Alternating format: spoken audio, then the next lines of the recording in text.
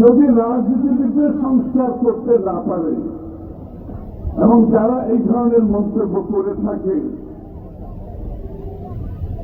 তাহলে তো বাংলাদেশের রাজনীতিরও প্রয়োজন নাই, গণতন্ত্রের প্রয়োজন নাই, ভোটেরও প্রয়োজন নাই।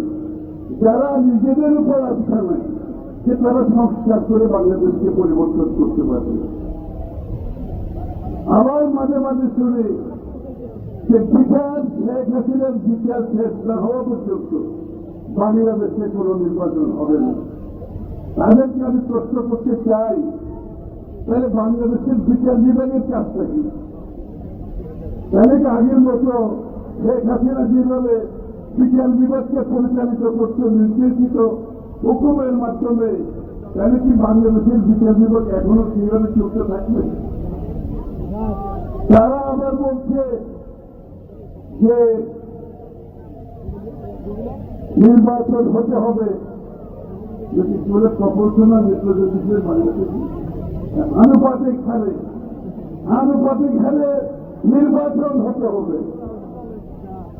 আনুপাতিক হারে যদি নির্বাচন হতে হয়, সেই সিদ্ধান্ত তো বাংলাদেশের মানুষকে নিতে হবে। সেই সিদ্ধান্ত তো বাংলাদেশের মানুষ আগামী নির্বাচনে কোন দলের যদি সেটা তাদের ইচ্ছা থাকে, সেই ইচ্ছা নিয়ে তারা জনগণের কাছে যেতে হবে। ভোটের মাধ্যমে ম্যান্ডেট দিয়ে সংসদে পাস করতে হবে। আবার কেউ বলছে যে স্থানীয় সরকার নির্বাচন আগে দিতে হবে। স্থানীয় সরকার দেওয়ার, নির্বাচন দেওয়ার ক্ষমতা কোন ইন্টেরিয়াম গভর্নমেন্টের নাই। এই সরকারটা হচ্ছে যে ক্ষমতার শেখ হাসিনা পালানোর পর থেকে নির্বাচন পর্যন্ত বাংলাদেশকে একটি সুস্থ নির্বাচনের দিকে নিয়ে গিয়ে নির্বাচিত সরকারের সাথে ক্ষমতা হস্তান্তর করা। তার বাইরে তাদের আর কিছু করার ক্ষমতা নাই। তো যারা এইসব বলছে, আসলে এই কোনটাই উদ্দেশ্য না।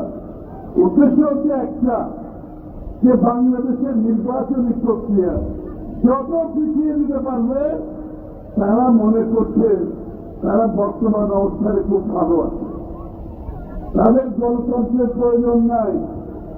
আসলে তাদের সংস্কারের প্রয়োজন নাই।